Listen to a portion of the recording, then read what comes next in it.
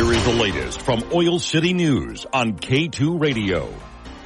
A 2020 ordinance setting up licensing requirements for massage therapists in Casper is getting an overhaul after staff and police say it's not having the desired effect. City officials, including Casper Police Department Chief Keith McFeeters, say the original ordinance came with the support and input of massage therapists in the community who wanted to distinguish themselves from illegitimate operations engaged in prostitution under the guise of massage therapy services. The ordinance required the massage therapists to get a permit from the city, pass a background check, and present documentation certifying the completion of a massage therapy school. That latter requirement's difficult to vet, this according to City Clerk Amanda Ainsworth, who told Council at a work session on Tuesday. A lot of these schools are closed, said Ainsworth, adding that city staff doesn't have the expertise or reliable metrics to establish whether some of these schools were legitimate or even existed at all. McFeeters told the Council that illegitimate operations had been able to get the licenses from the city. Recommended changes to the ordinance include requiring that applicants have their transcripts from either the Massage and Bodywork Licensing Examination or the National Certification Board for Therapeutic Massage sent directly to the clerk's office. Licenses issued by other states would also be acceptable.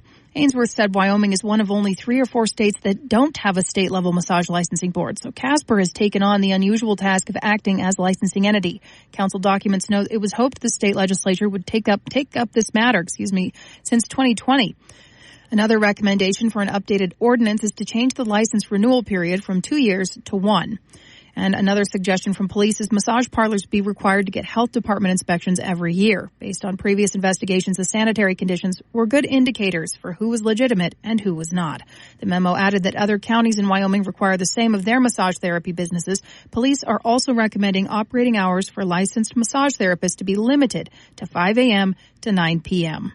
A draft of the revised ordinance is expected in the coming weeks. In lieu of reassembling the committee of massage therapists that advised on the ordinance 4 years ago, Mayor Steve Cathy said those stakeholders would likely be contacted personally about the revised ordinance.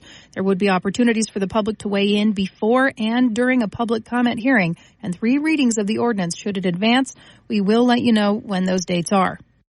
The Mule Deer Foundation has used a $250,000 grant to launch conservation projects to enhance wildlife habitats and connectivity for grassland species across the Great Plains. The grant comes through the Bass Pro Shops and Cabela's Outdoor Fund, allowing the foundation $250,000 to leverage an additional $1.4 million from other partners and internal sources. Per the release, the funding pays for the implementation of dozens of projects on working lands and ranches across the Great Plains states to improve thousands of acres of wildlife habitat.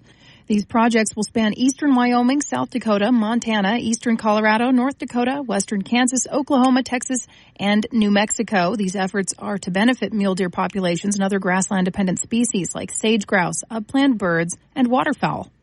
And finally, the Natrona County High School Theater Department began its final dress rehearsals this week ahead of its performances of the acclaimed play, The Outsiders.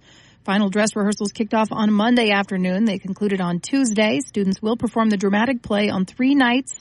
That's going to be tonight, November 14th, on Friday and Saturday. All performances will start at 7 p.m. and admission is free.